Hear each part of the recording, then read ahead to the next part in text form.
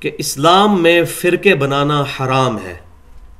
جو شخص بھی اسلام کے اندر فرقے بناتا ہے اور مسلمانوں کی جمعیت کو توڑتا ہے وہ نبی صلی اللہ علیہ وسلم کا امتی ہی نہیں ہے. یہ جو حدیثوں میں خبر آئی کہ میری امت فرقوں میں بٹ جائے گی، اس کا مطلب یہ نہیں ہے کہ امت فرقے بنانا شروع کر دے. یہ ایک غیبی خبر تھی جو اللہ تعالیٰ نے امام کائنات سید الاولین والآخرین شفیع المذنبین رحمت للعالمین سیدنا و مولانا امام اعظم محمد رسول اللہ صلی اللہ علیہ وسلم کو عطا فرمائی تھی. جیسا کہ قرب قیامت کی نشانیوں میں آپ نے بارہا سنا ہوگا کہ قرب قیامت میں عورتیں ایسا لباس پہنیں گی کہ ننگی نظر آئیں گی. اب اس کا مطلب یہ نہیں ہے کہ عورتیں ننگا لباس پہننا شروع کر دیں، یہ خبر ہے. اسی طرح میری امت فرقوں میں بٹ جائے گی، یہ خبر ہے، نہ کہ حکم ہے کہ فرقے بنائے جائیں. حکم کیا ہے؟ قرآن پاک پورے کا پورا قرآن اس کے خلاف ہے.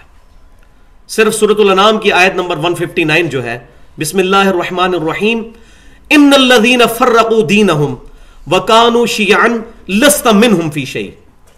بے شک جن لوگوں نے دین میں فرقے بنائے اور اپنے آپ کو گروہوں میں بانٹ لیا، اے محبوب صلی اللہ علیہ وسلم آپ کا ان سے کوئی تعلق نہیں ہے. انما امرہم الی اللہ، ان کا معاملہ اللہ کے سپرد، ثم ینبئہم بما کانوا یفعلون، پھر اللہ تعالیٰ ان کو بتا دے گا جو کچھ وہ دنیا کے اندر کرتوت کیا کرتے تھے. پھر کیٹیگوریکل مینشن ہوا ہے سورہ آل عمران کی آیت نمبر 103 کے اندر، وَاعْتَصِمُوا بِحَبْلِ اللَّهِ جَمِيعًا وَلَا تَفَرَّقُوا، اللہ کی رسی کو مضبوطی سے تھام لو، آپس میں فرقوں میں مت بٹو. فرقہ واریت کی بنیاد پر کوئی شخص اہل سنت والجماعت کہلائے یا اپنے آپ کو اثنا عشری کہے یا دیوبندی بریلوی اہل حدیث کہے، اس کا قرآن اور نبی صلی اللہ علیہ وسلم کے ساتھ کوئی تعلق نہیں ہے.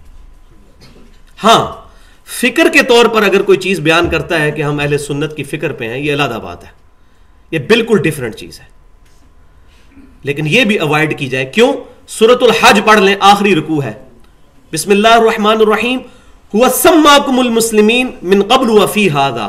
اللہ تعالیٰ نے، اللہ کے محبوب پیغمبر سیدنا ابراہیم علیہ السلام نے بہت پہلے تمہارا نام مسلمان رکھ دیا، اور اللہ نے اس کتاب میں تمہارا نام مسلمان رکھا ہے. یہ واحد جگہ ہے قرآن میں جہاں اسم کے طور پر مسلمان آیا، صفت کے طور پہ نہیں آیا. باقی جگہوں پر آیا وَلَا تَمُوتُنَّ إِلَّا وَأَنْتُمْ مُسْلِمُونَ، دیکھنا تمہیں موت نہ آئے مگر اس حال میں کہ تم مسلمان مرنا.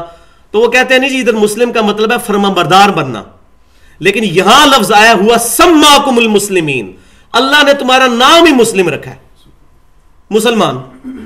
اب یہ جھگڑا نہیں کرنا چاہیے کہ مسلمان یا مسلم یہ ایک ہی لفظ استعمال ہو رہے ہیں. عربی میں مسلم، انگلش میں مسلم، اردو میں مسلمان لفظ استعمال ہو جاتا ہے. تو فرقہ واریت سے بالا تر ہو کر اگر کتاب و سنت کو پڑھا جائے گا، پھر انشاءاللہ تعالیٰ کوئی بعید نہیں کہ ہمیں یہ ٹاپک سمجھ نہ آ سکے. لیکن جب فرقے گھسیں گے پھر یہ باتیں ہضم کرنا مشکل ہو جائیں گی. میں یہاں وہی بات کروں گا، بڑی ننگی بات، بڑی اریاں اور نیکڈ بات، کہ بھائیوں قادیانی صرف اس لیے کافر ہیں کہ ہم قادیانیوں کے گھر نہیں پیدا ہوئے. سیدھی سی بات ہے، سچی سی. اگر ہم میں سے یہاں جتنے 100 کے قریب لوگ بیٹھے ہیں، اگر ہم لوگوں کے ماں باپ قادیانی ہوتے، ڈیفینیٹلی قادیانی ہوتے ہم لوگ. میں اپنی بات کرتا ہوں، ہم قادیانی ہوتے. ہم کبھی بھی نہ یہ سوچتے کہ ہم سے باہر بھی حق لائی کر سکتا ہے. اسی طریقے سے کبھی بھی کوئی دیوبندی، بریلوی، اہل حدیث، شیعہ یا کسی بھی مکتبہ فکر سے تعلق رکھنے والا شخص کبھی نہیں سوچتا کہ ضروری نہیں کہ میں ہی 100% حق پر ہوں، ہو سکتا ہے سامنے کی بات بھی حق پر ہو، مجھے غلطی لگ گئی ہو کہیں پر.